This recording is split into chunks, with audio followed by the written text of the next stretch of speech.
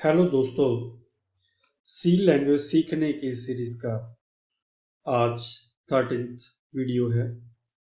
पिछले वीडियो में हमने समझा था कि ऑपरेटर्स क्या होते हैं। आज के इस वीडियो में हम ऑपरेटर्स की टाइप्स को समझते हैं। जैसे कि हम जानते हैं कि ऑपरेटर्स वो सिंबल्स होते हैं जो किसी एक्सप्रेशन या फार्मूले को बताते हैं कि डेटा मीन्स ऑपरेंड्स के ऊपर क्या ऑपरेशन करना है। जैसे यहाँ पर क्या हो रहा है, b की वैल्यू a को असाइन हो रही है। ये असाइनमेंट ऑपरेटर बता रहा है फार्मूले या एक्सप्रेशन को कि b की वैल्यू a को असाइन करनी है। यहाँ पर भी हमारे पास असाइनमेंट ऑपरेटर बता रहा है कि 10 की वैल्यू नम को असाइन करनी है, मीन्स 10 जो है वो नम में स्टोर करना है। यहाँ पर भी ये एक मैथमेटिकल एक्सप्रेशन है। हम सभी जानते हैं कि कैसे इसको सॉल्व करना है, और ये यहाँ पर एक मैथमेटिकल एक्सप्रेशन है और ये बता रहा है प्लस माइनस और डिवीजन, ये ऑपरेटर्स बता रहे हैं कि इन पर क्या ऑपरेशन करना है। और यहाँ पर भी एक मैथमेटिकल एक्सप्रेशन है और यहाँ पर एक असाइनमेंट ऑपरेटर लगा है। और ये मैथमेटिकल एक्सप्रेशन सॉल्व होने के बाद जो भी वैल्यू हमारे पास आएगी वो असाइनमेंट ऑपरेटर बोल रहा है कि वो वैल्यू इस वैल्यू नाम के वेरिएबल को असाइन करनी है। और ये यहाँ हमारे पास d प्लस प्लस, ये एक इंक्रीमेंट ऑपरेटर है, ये बता रहा है कि d की वैल्यू एक बढ़ा देनी है। और यहाँ पर माइनस माइनस डिक्रीमेंट ऑपरेटर ये बोल रहा है कि s में जो भी वैल्यू है वो एक कम कर देनी है। और यहाँ पर ये कंपैरिजन होने वाला है s और w की वैल्यू का कंपैरिजन, क्या s की वैल्यू w से बड़ी है।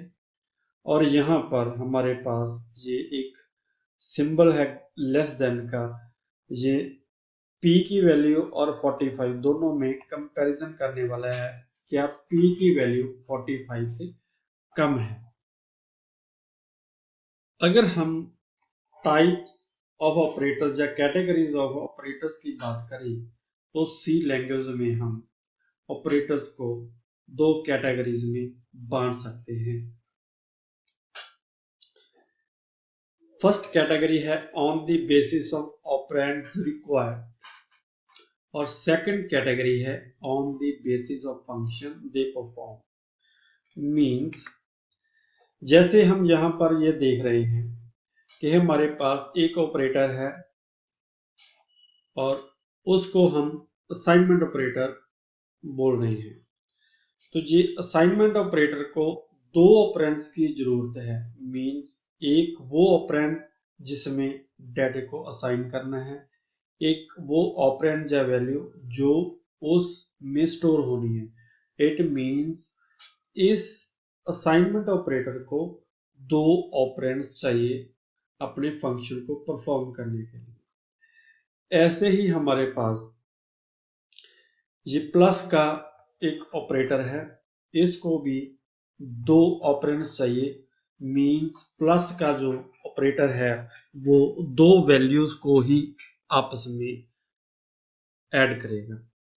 इसी तरह हमारे पास अगर देखें तो ये प्लस प्लस ये एक ही ऑपरेटर है हमारे पास, जिसे हम इंक्रीमेंट ऑपरेटर बोलते हैं, और ये केवल एक ही ऑपरेंड पर परफॉर्म हो रहा है। और ऐसे ही माइनस माइनस मतलब डिक्रीमेंट ऑपरेटर, ये भी एक ही ऑपरेंड पर परफॉर्म हो रहा है। अगर हम यहाँ कंपैरिजन ऑपरेटर में, रिलेशनल ऑपरेटर में देखें तो ये दो ऑपरेटर्स पर परफॉर्म हो रहे हैं। ये है भी किसी भी ऑपरेटर्स को अपना काम करने के लिए कितने ऑपरेंड्स चाहिए, और दूसरी तरफ वो ऑपरेटर्स क्या काम करते हैं। जैसे हमारे पास हमने देखा कि ये असाइनमेंट ऑपरेटर है, ये क्या काम करता है, एक वैल्यू को दूसरे वेरिएबल में असाइन करता है। और ये हमारे पास प्लस का एक ऑपरेटर है, ये क्या करता है, दो वैल्यूज को ऐड करता है। या माइनस का ऑपरेटर है, ये क्या करता है, एक वैल्यू को दूसरे वैल्यू से डिडक्ट करवाता है।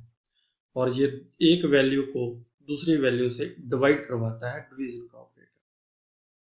और ये वैल्यू को इंक्रीमेंट ऑपरेटर एक इंक्रीज करता है। तो इसीलिए हम ये बोलते हैं या कह सकते हैं कि ऑपरेटर्स को हम दो कैटेगरीज में डिवाइड कर सकते हैं, जैसे on the basis of operands required और on the basis of function they perform. कैसे हम इसको डिवाइड करते हैं, देखिए। जैसे types of operator on the basis of operands required. जैसे इस प्लस में देख रहे हैं हम दो ऑपरेंड्स चाहिए, और इस असाइनमेंट में भी देख रहे हैं हमें दो ऑपरेंड्स चाहिए। और ये नेगेशन का साइन है, इसमें हमें एक ऑपरेंड चाहिए। ये इंक्रीमेंट ऑपरेटर है, इसमें भी हमें एक ऑपरेंड चाहिए। और जैसे ये डिक्रीमेंट ऑपरेटर है, इसमें भी हमें एक ऑपरेंड चाहिए। और ये हमारे पास एक रिलेशनल या कंपैरिजन ऑपरेटर है, इसमें हमें दो ऑपरेंड चाहिए। और इसी तरह इसमें भी हमें दो ऑपरेंड चाहिए। तो हम बात करें on the basis of operands required, तो हमारे पास कौन से ऑपरेटर्स आते हैं, unary operator, binary operator, ternary operator. तो यूनरी ऑपरेटर वो होते हैं the operators that requires only and only one operand और value to perform its function is called unary operators. वो ऑपरेटर्स जिन्हें केवल एक ही ऑपरेंड या वैल्यू चाहिए अपने फंक्शन को परफॉर्म करने के लिए। जैसे हमारे पास ये नेगेशन साइन है किसी को नेगेटिव बनाने के लिए, या कोई एड्रेस ऑपरेटर है, कोई डॉट ऑपरेटर है, कोई इंक्रीमेंट डिक्रीमेंट ऑपरेटर है, या कोई नॉट ऑपरेटर है। ये हमारे पास केवल एक ही ऑपरेंड चाहिए इसे वैल्यू अपना फंक्शन परफॉर्म करने के लिए। इसी तरह हमारे पास बाइनरी ऑपरेटर्स होते हैं।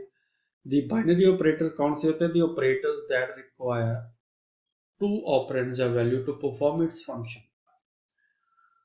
वो ऑपरेटर्स जिन्हें दो ऑपरेंड्स या दो वैल्यूज चाहिए अपना फंक्शन परफॉर्म करने के लिए। जैसे हमारे पास प्लस है, एडिशन का कोई ऑपरेटर है, डिवीजन का कोई ऑपरेटर है, असाइनमेंट का ऑपरेटर है, कोई हमने दो वैल्यूज को इक्वालिटी उनकी हमने कोई टेस्ट करनी है या कोई कंपैरिजन और करना है, तो हमें जो भी ऑपरेटर्स को दो ऑपरेंड्स चाहिए उन्हें हमें क्या बोलते हैं, बाइनरी ऑपरेटर्स।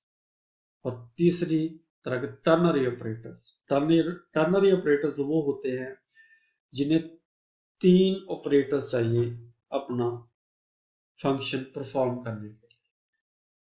और नेक्स्ट हम देखते हैं types of operators on the basis of their function they perform. उनका फंक्शन क्या है, उनके बेसिस पर हम ऑपरेटर्स को कैसे कैटेगराइज करते हैं। तो हमारे पास एक आते हैं अरिथमेटिक ऑपरेटर्स। वो ऑपरेटर्स जो अरिथमेटिक फंक्शंस परफॉर्म करने के लिए हम यूज करते हैं, जैसे प्लस का साइन है, माइनस ऑपरेटर है, प्लस ऑपरेटर है, मल्टीप्लिकेशन है, डिवीजन है, और एक हमारे पास ये परसेंट का साइन लगा हुआ है। सी लैंग्वेज में से मॉडुलस ऑपरेटर जो किसी वैल्यू को रिमाइंडर को बताता है, जब हम एक वैल्यू को दूसरे वैल्यू से डिवाइड करते हैं तो उसका रिमाइंडर क्या होता है, उनको बताने के लिए हम इसे यूज करते हैं। और हमारे पास नेक्स्ट कैटेगरी है रिलेशनल ऑपरेटर्स की। वो ऑपरेटर्स जो किसी दो वैल्यूज में रिलेशन बताते हैं, मींस कंपैरिजन करते हैं। हमारे पास जैसे ये इक्वल का साइन है, ये दो इक्वल के लगे हुए हैं, परंतु इसे हम दो इक्वल्स लगाकर हम मानते हैं इक्वल ऑपरेटर।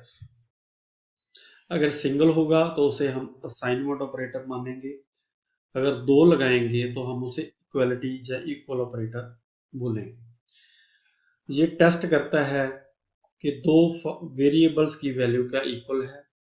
ये कहता है नॉट इक्वल टू, और ये लेस देन, और ये ग्रेटर देन, ये greater less than equal to, और ये ग्रेटर देन इक्वल टू। इसी तरह हमारे पास लॉजिकल ऑपरेटर्स आते हैं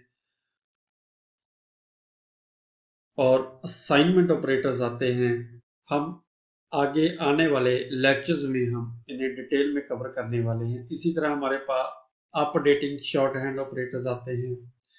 ये क्या करता है, किसी वेरिएबल में पहले से वैल्यू है उसमें और वैल्यूज प्लस करता है, और ये वाला क्या करेगा, किसी वेरिएबल में वैल्यू है उसे दूसरी वैल्यू के साथ माइनस करेगा। हम इसे आने वाले लेक्चर में डिटेल में करने वाले हैं।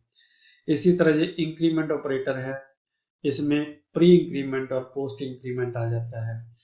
डिक्रीमेंट ऑपरेटर्स है, इसमें प्री इंक्रीमेंट या पोस्ट डिक्रीमेंट आ जाता है। इसी तरह कंडीशनल ऑपरेटर हैं, बिट वाइज ऑपरेटर हैं, स्पेशल या अदर ऑपरेटर्स है जिसमें साइज ऑपरेटर, एड्रेस ऑपरेटर, ये हम स्कैन में कर चुके हैं। एड्रेस ऑपरेटर यहाँ पर बिट वाइज में इसका फंक्शन कोई और है, यहाँ पर स्पेशल ऑपरेटर्स में इसका फंक्शन कोई और है। और ऐसे हमारे पास एक पॉइंटर का ऑपरेटर आता है जिसे हम डी रेफरेंस ऑपरेटर भी बोलते हैं। डॉट ऑपरेटर है, कॉमा ऑपरेटर है। कॉमा ऑपरेटर कहाँ पर हम यूज किया पहले, जैसे हमने कोई एक कमांड में एक से ज्यादा वेरिएबल्स डिक्लेयर करने हो तो हम कॉमा भी लगाते हैं, इसे हम सेपरेशन ऑपरेटर भी बोलते हैं। इन सभी ऑपरेटर्स को हम आने वाले वीडियोस में डिटेल में कवर करने वाले हैं, इसीलिए देखते रहें हमारे आने वाले सभी वीडियोस। परंतु हमें उत्साहित करने के लिए हमारे चैनल को सब्सक्राइब, लाइक और शेयर करना मत भूलिएगा। बेल आइकन दबाना भी तो जरूरी है। धन्यवाद।